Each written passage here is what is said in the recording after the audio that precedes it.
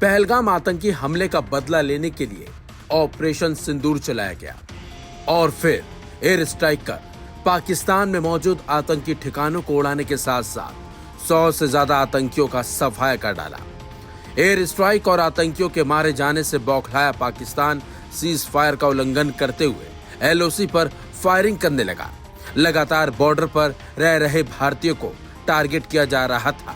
हालांकि भारतीय सेना ने भी पाकिस्तान को उसका मुंह तोड़ जवाब दिया। न सिर्फ जवाब दिया बल्कि पाकिस्तान की हालत खस्ता कर दी गई। दोनों देशों के बीच जंग बढ़ती ही जा रही थी और लोग मारे जा रहे थे। इसी बीच भारत और पाकिस्तान के बीच अचानक से तनाव कम हुआ, जिसे लेकर अमेरिकी राष्ट्रपति ट्रंप ने दावा किया कि उन्होंने हस्तक्षेप करके दोनों देशों के बीच चले आ रहे विवाद को खत्म कराया है। इस दौरान तमाम तरह की बातें भी सामने आई। ट्रंप ने यहां तक दावा कर दिया कि उन्होंने व्यापार नहीं करने की धमकी दी थी, जिसके बाद दोनों देशों के बीच जंग थम गई। हालांकि भारत ने ट्रंप के इन दावों को सिरे से खारिज कर दिया। लेकिन अब भारत और पाकिस्तान के मुद्दे में ट्रंप की दखल अंदाजी से देश में हंगामा मचा हुआ है। विपक्ष ने इस मुद्दे को लेकर सरकार को घेरना शुरू कर दिया है। बल्कि कांग्रेस नेता राहुल गांधी तो इस मुद्दे को लेकर सरकार के खिलाफ कुछ बड़ा करने की तैयारी करने जा रहे हैं। खबर तो यह भी है कि राहुल गांधी इस मामले में अमेरिका के हस्तक्षेप से काफी नाराज हैं और सरकार के विरोध में उतरने की तैयारी में लगे हुए हैं। राहुल गांधी ने दिल्ली पुलिस से विजय चौक पर प्रदर्शन की इजाजत तक मांगी है।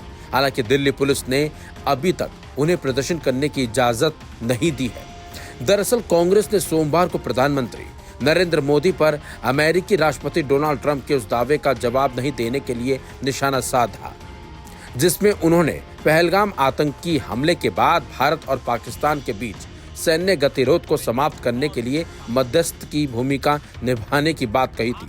कांग्रेस नेता जयराम रमेश ने ट्रंप के ताजा बयान पर प्रतिक्रिया देते हुए कहा, राष्ट्रपति ट्रंप ने राष्ट्र के नाम संबोधन से कुछ मिनट पहले किए गए दावों पर प्रधानमंत्री ने एक शब्द भी नहीं बोला।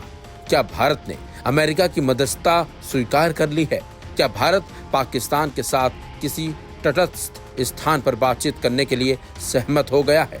क्या भारत अब ऑटोमोबाइल, कृषि और अन्य क्षेत्रों में बाजार खोलने की अमेरिकी मांग को स्वीकार करेगा?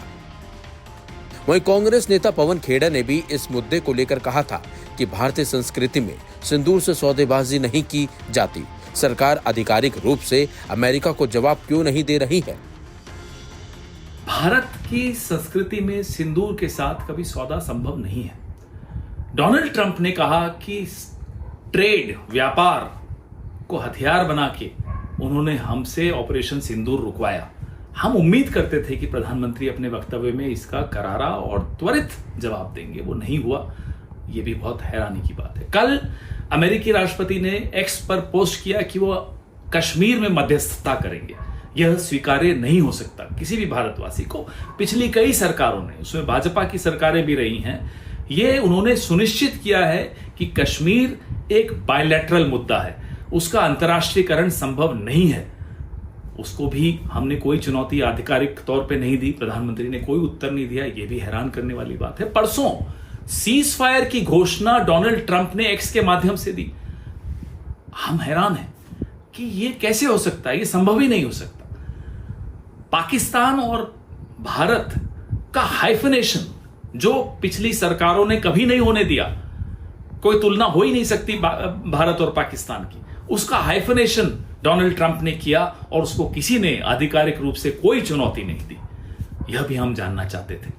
इसलिए हम फिर से आग्रह करते हैं, प्रधानमंत्री जी, एक सामूहिक संकल्प की दिशा में आप पहल करिए, आप कदम बढ़ाइए। हम 22 अप्रैल की रात से आपसे आग्रह कर रहे हैं कि ऑल पार्टी मीटिंग्स में आप आइए। बता दें आपको, प्रधानमंत्री मोदी के राष्ट्र के नाम संबोधन से कुछ समय पहले ही अमेरिकी राष्ट्रपति डोनाल्ड ट्रंप ने दावा किया था कि उन्होंने भारत और पाकिस्तान को युद्ध विराम के लिए सहमत कराने के लिए व्यापार बंद करने की धमकी का इस्तेमाल किया था। दरअसल ट्रंप ने कहा था कि चलो, हम आप लोगों के साथ बहुत सारा व्यापार करने जा रहे हैं, इसलिए इसको रोकते हैं। आप अगर ऐसा करेंगे तो हम व्यापार करेंगे, यदि आप इसे नहीं रोकते हैं तो हम कोई व्यापार नहीं करने जा रहे हैं। भारत ने सैन्य अभियानों के साथ व्यापार को जोड़ने वाली किसी भी बातचीत पर संयुक्त राज्य अमेरिका के दावे को खारिज किया है। ऑपरेशन सिंदूर शुरू होने के बाद अमेरिकी उपराष्ट्रपति जेडी वेंस ने 9 मई को पीएम मोदी से बात की। अमेरिकी विदेश मंत्री मार्को रूबियो ने 8 मई और 10 मई को विदेश मंत्री डॉक्टर एस जयशंकर से और 10 मई को एनएसए डोभाल से बात की।